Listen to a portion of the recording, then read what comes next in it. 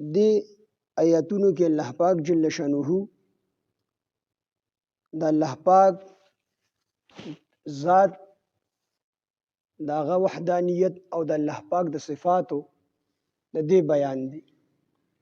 او دې آیات ته آیات الکرسی ویل شي ځکه چې په دې کې د الله پاک جل شانه د کرسی ذکر دی او د دې آیات الکرسی ډیر فضایل په حدیثو کې راغلي دي مسند احمد کې روایت دی رسول الله صلی الله علیه وسلم فرمایي چې د قران په ټولو آیاتونو کې افضل ترین آیات د آیات الکرسی دی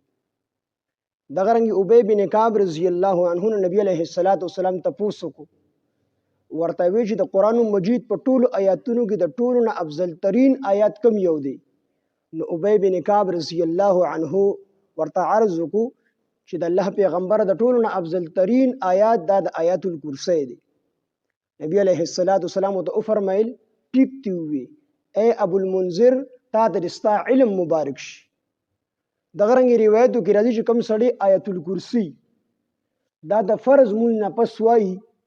نو د دې سړی او د جنت ترمنځ بس صرف مرګ پرده وي بس د دې کس نه مرګ راتلل دي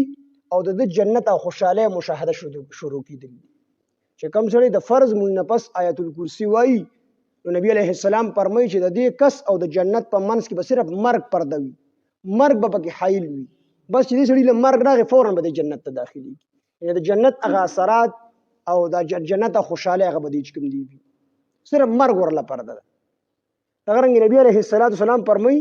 چې د آیات الکرسی دا د ټولو د قران د ټولو آیاتونو سردار آیات دی مشر آیات دی او څوک چې دا په خپل کور کې وایي د هغه کور نه شیطانان او پیریان وځي نور ډیر فضایل د دې چې کوم دی راغلي دي نو په دې آیاتونو کې